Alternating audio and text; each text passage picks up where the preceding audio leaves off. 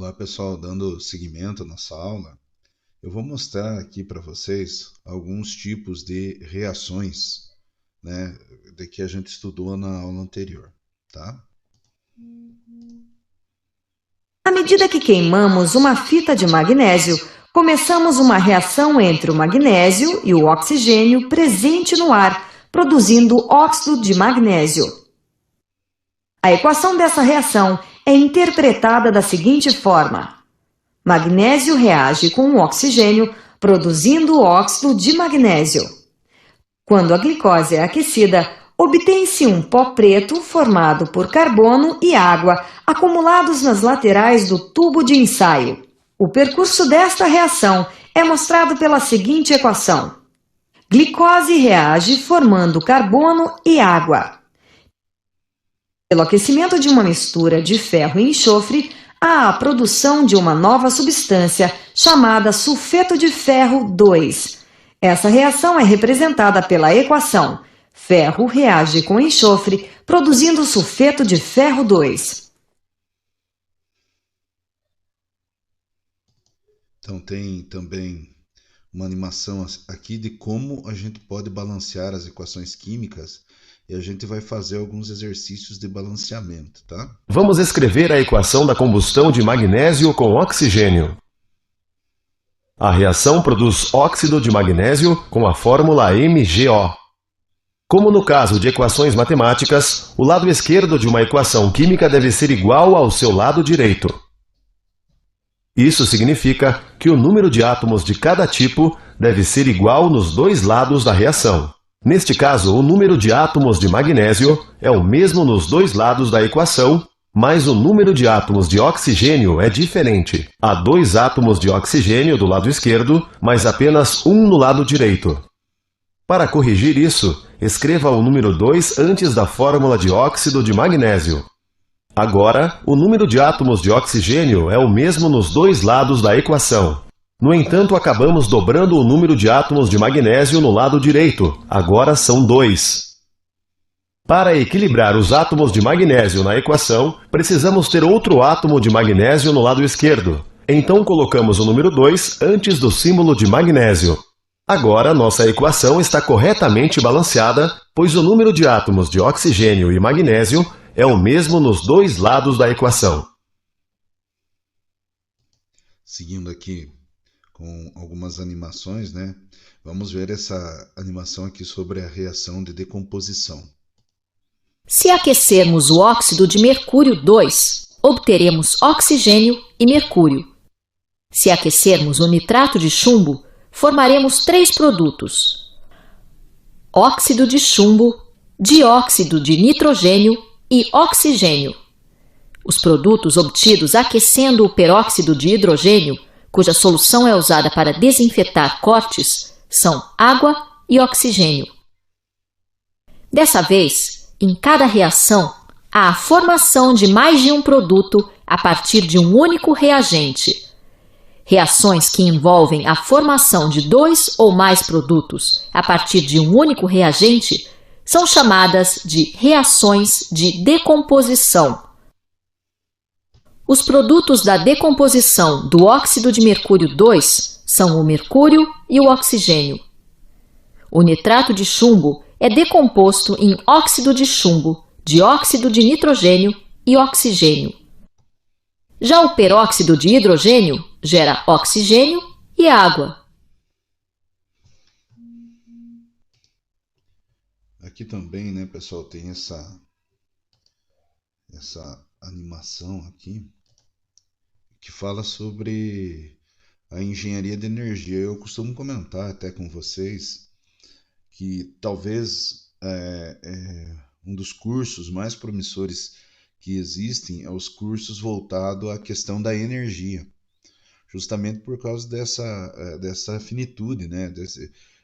Que está para acabar os recursos fósseis, como gasolina. Então, existe uma corrida científica para se descobrir, né, novas formas de energia. E assim, tem coisas bastante já evoluídas e desenvolvidas, como a energia solar, né, a energia eólica. Então, né, eu acho que esses campos aí São campos que devem dar um futuro bom, né? E talvez um retorno financeiro razoável para quem quiser pensar nessas áreas. Mas o que é engenharia de energia? O que vem a ser? O mundo vive um grande dilema devido ao crescente avanço ligado à maior demanda no setor energético. As reservas naturais têm se tornado cada vez menores. Como se a diminuição dos recursos naturais não bastasse, há também o crescimento da população mundial, que induz significativamente na necessidade de energia, gerando grandes preocupações ligadas à poluição e impacto do meio ambiente. Dessa forma, os governos e as organizações, as ONGs, que prezam pela preservação do meio ambiente, fazem projetos e leis para harmonizar o avanço energético a fim de explorar seu potencial da melhor forma possível. Seguindo esta linha, podemos citar o Protocolo de Quioto, que limita o uso de alguns tipos de combustíveis e incentiva o uso de energias renováveis e limpas. Assim, o Brasil e o mundo sentem a necessidade de um profissional capacitado a realizar análises de energia e criar novas maneiras de produção.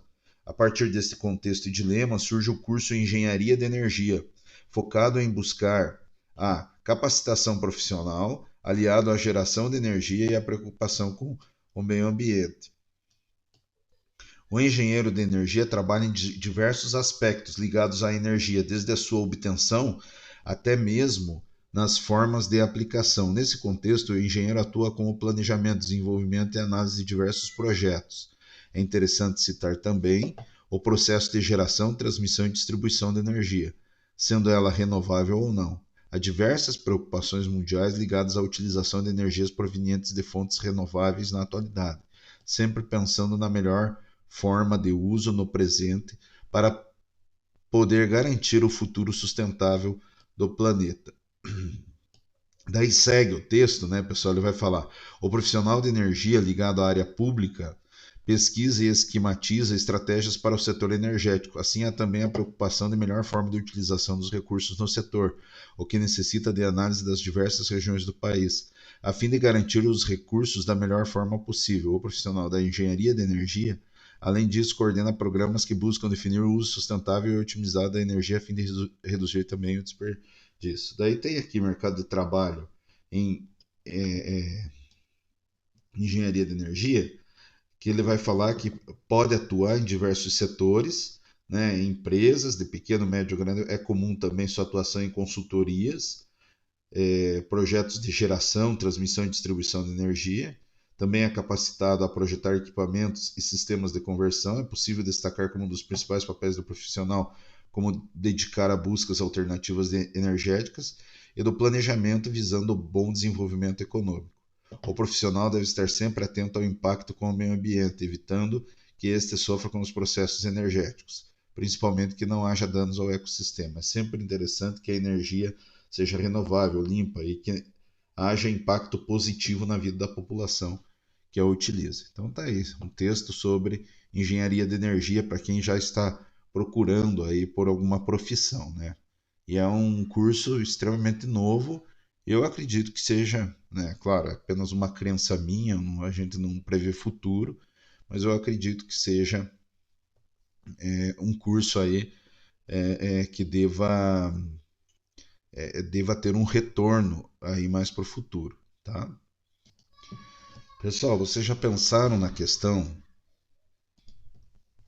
É claro que é meio absurdo esse tipo né, de imaginação, mas e se acontecesse de não ocorrer a decomposição, o que aconteceria? Né? Então ele fala aqui que os paleontólogos ficariam felizes, porque o trabalho deles seria facilitado. Afinal de contas, os restos de dinossauros e homens do passado não seriam restos, mas corpos intactos. Seria possível reconstruir a história com mais precisão e rapidez. Mesmo assim, não seria tão fácil encontrar animais, pois é provável que, desde a antiguidade, o homem queimasse toda a matéria morta, por uma questão de espaço. Imagine todos os seres vivos animais, vegetais que fossem morrendo e não sofressem o processo de decomposição. Ia ser um amontoado de corpo ao longo da história, né? Porque não apodreceu, não decompôs. O texto fala aqui também em mini geladeira, né? Ela seria um eletrodoméstico excêntrico, que poucos teriam, tipo uma máquina de sorvete, porque é justamente para isso que ela serviria, preservar o sorvete, gelar bebidas. Teríamos despensas maiores, pois elas guardariam toda a nossa comida e os alimentos, mesmo sem apodrecer, ainda teriam muitas vezes embalagem. Afinal, a contaminação e a sujeira ainda existiria no planeta. Tá falando aqui, né, que geladeira não precisava ter do tamanho que a gente tem, porque só serviria para gelar bebida e para conservar sorvete mesmo. A gente coloca um alimento na geladeira porque o frio ele retarda o processo de decomposição. Um buffet de cápsulas, né? Não haveria uma cadeia alimentar natural, com plantas que se alimentam de nutrientes do solo e animais que comem essas plantas. Precisaríamos retirar em laboratório os nutrientes da matéria orgânica morta. E para tirar bastante coisa, apesar de não parecer apetitoso, né?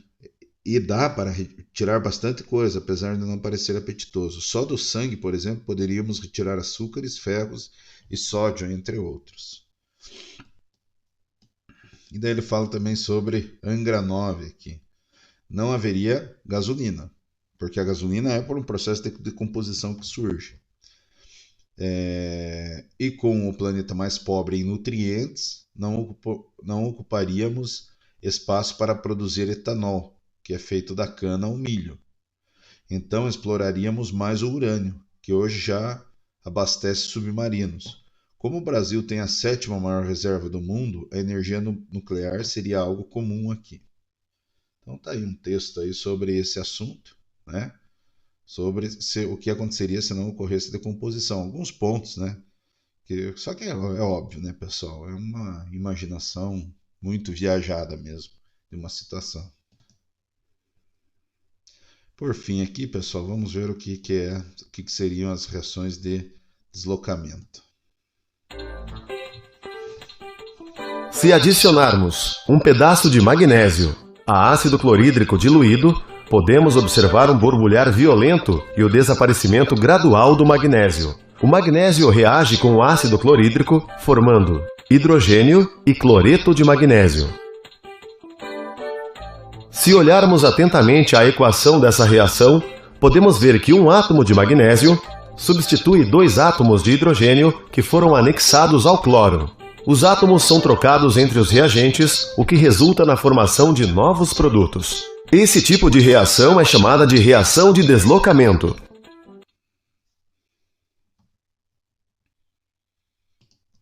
Então, beleza, turma. Aqui fica o final da aula, né?